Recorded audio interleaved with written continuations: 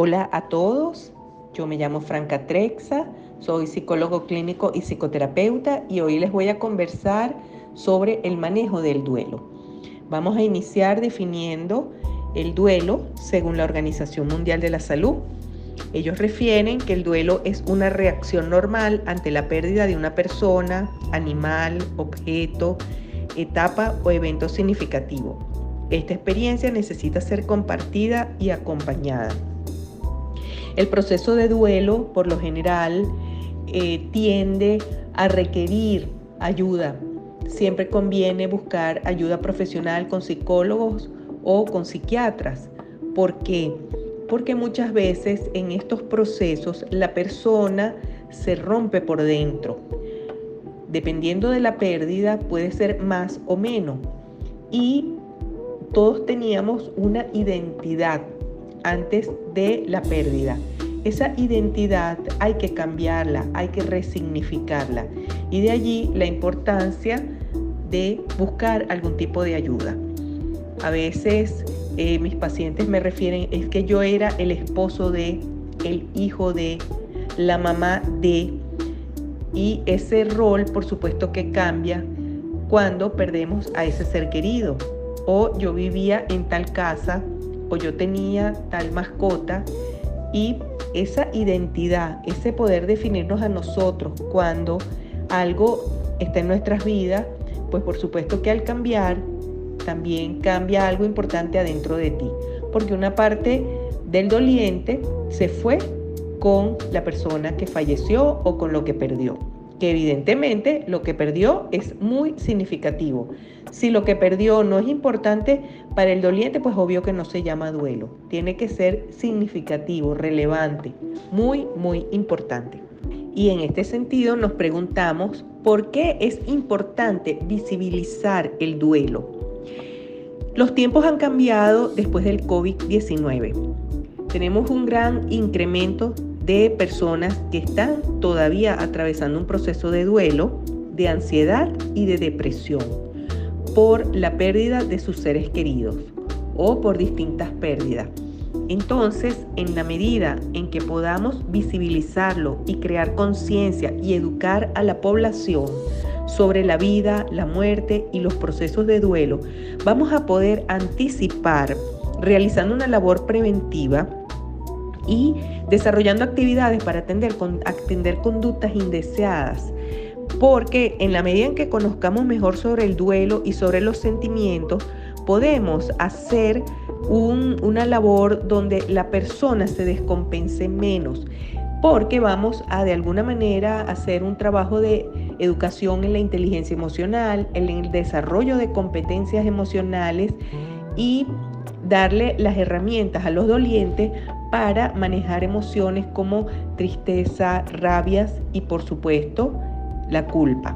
Entonces, educar para la muerte es educar para la vida, porque nos va a permitir valorarla y crear un proyecto de vida para tener mayor bienestar el tiempo que nos corresponda estar vivos.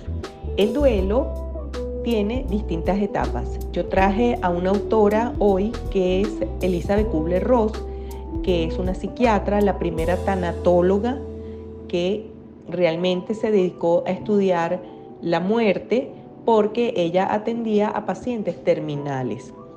Ella habla de 5 etapas del duelo. Bueno, quiero resaltar que hay otros autores que hablan de más etapas, pero me pareció interesante Elizabeth Kubler-Ross porque ella en 5 etapas define muy bien un poco todo lo que es el abordaje y el proceso. Hay una primera etapa que es la negación. Cuando el doliente recibe la noticia, lo primero que hace es sentir sorpresa, miedo y por supuesto shock y te va a decir no, eso no puede ser, me estás mintiendo, dime que no es verdad. Ese es un primer momento que se diluye, por supuesto, ya en la funeraria, cuando tú ves a tu ser querido, pues evidentemente en el velorio. Pero pasaba en el COVID, en esa etapa, que los dolientes quedaban mucho tiempo en negación porque al no poder recibir el cuerpo de sus seres queridos fallecidos y luego lo que iban era al cementerio a retirar las cenizas, eso hizo que algunas personas no pudieran hacer un cierre y se quedaron un poco como en el bucle de la negación. Luego viene una segunda etapa que es la ira. Hay cólera, mucha indignación, resentimiento. Lo que más predomina es la rabia. Luego viene una tercera etapa que es la negociación. Hay mucha incertidumbre, desconsuelo. Escuchamos mucha culpa. Esta es la etapa donde la culpa se hace muy presente, donde la persona se cuestiona: ¿y si hubiera hecho esto? ¿Y si hubiera hecho lo otro? Y yo le contagié el COVID, ¿por qué no me morí yo? Bueno, es una etapa terrible donde lo que más se afecta es el pensamiento. Para luego caer en una depresión donde hay una profunda tristeza, mucha nostalgia, mucha frustración, y en esta etapa mucha gente se queda anclada y es preciso acudir al psicólogo clínico o al psiquiatra y en ocasiones medicar al paciente.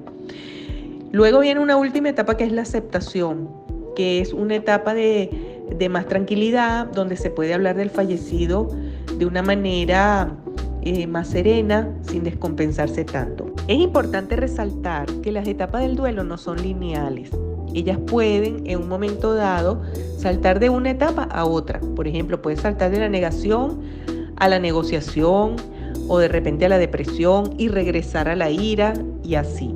En un mismo día se pueden atravesar o transitar las distintas etapas del duelo, y muchas veces sucede que aunque la persona ya lo haya aceptado o lo tiene más integrado, de pronto llega una fecha importante como por ejemplo Navidad, el Día del Padre, el Día de la Madre, los cumpleaños, en fin, donde hay un recuerdo y la persona se descompensa, es decir, regresa a las primeras etapas.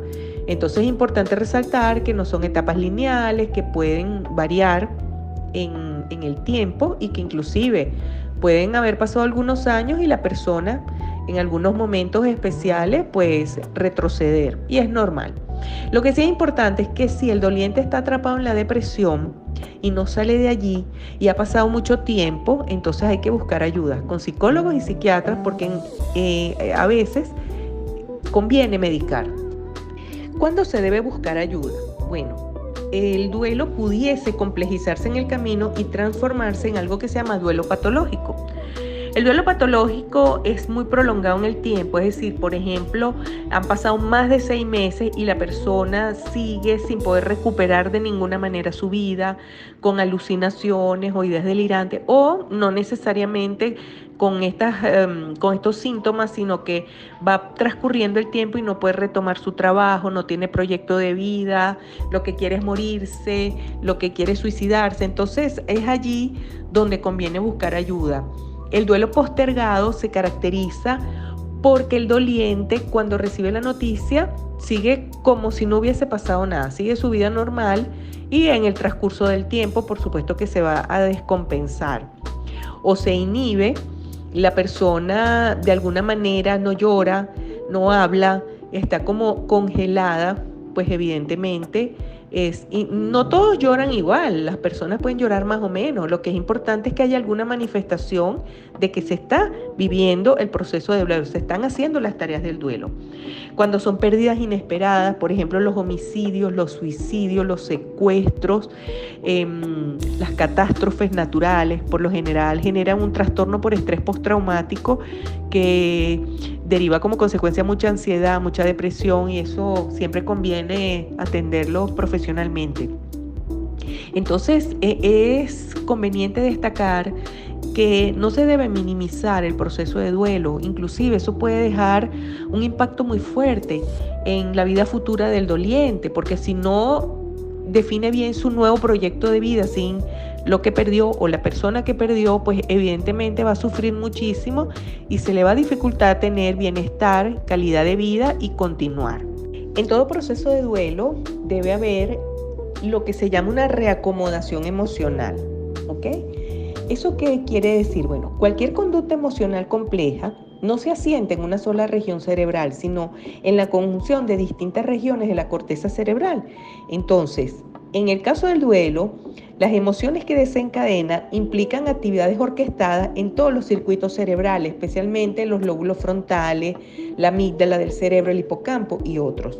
Y en ese sentido, es muy importante que el doliente pueda de alguna manera seguir adelante, pero para ello conviene mucho realizar algunas tareas que van a facilitar su proceso, su avance, el superarlo.